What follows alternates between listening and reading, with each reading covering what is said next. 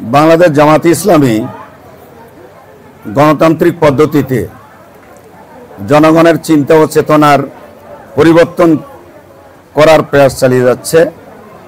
গণতান্ত্রিক পদ্ধতি হচ্ছে বাংলাদেশের এই জমিনে যারাই জন্মগ্রহণ করবে তারা বাংলাদেশী, সম্প্রীতির বাংলাদেশ, সকলকে মিলে একসাথে থাকা অবস্থান করার বাংলাদেশ। এখানে হিন্দু মুসলিম বৌদ্ধ খ্রিস্টান ভেদাভেদ করার কোনো সুযোগ নেই।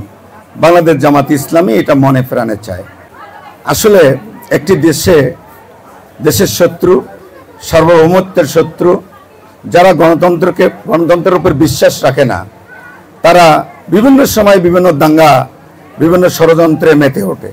তারই একটি অংশ ছিল ৩৬শে জুলাইয়ের বিপ্লবের পর আমার দেশের, আমার এলাকার সম্মানিত হিন্দু ভাইদের পূজা এবং তাদের ধর্মীয় উপাসনাগুলোকে নিয়ে ষড়যন্ত্র।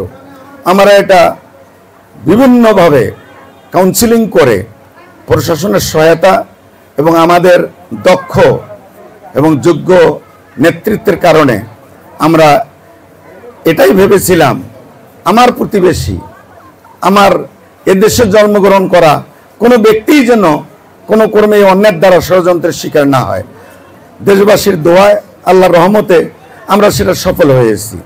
এবারের দুর্গাপূজায় আমরা আমার পক্ষ থেকে প্রশাসনকে যথার্থভাবে বলা হয়েছে। আশা করি প্রশাসন প্রয়োজনীয় পদক্ষেপ নিয়েছে।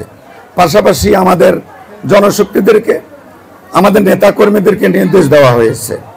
আমরা এবারে আছি, অতীতে ছিলাম, ভবিষ্যতেও আমরা থাকবো ইনশাআল্লাহ। সবাইকে কাউনিয়া উপজেলা কেন্দ্রীয় গোপালগঞ্জ সার্বজনীন দুর্গা মন্দিরের পক্ষ থেকে শারদীয় শুভেচ্ছা।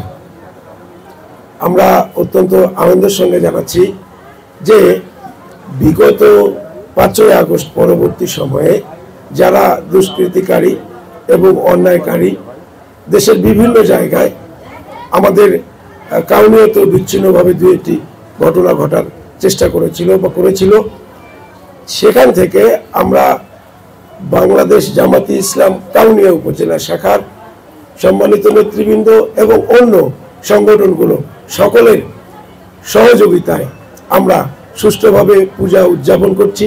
আমার মনে হয় না যে কাউনিয়ায় অপশক্তি বা দুষ্কৃতিকারী এরকম কোনো করবার সুযোগ পাবে।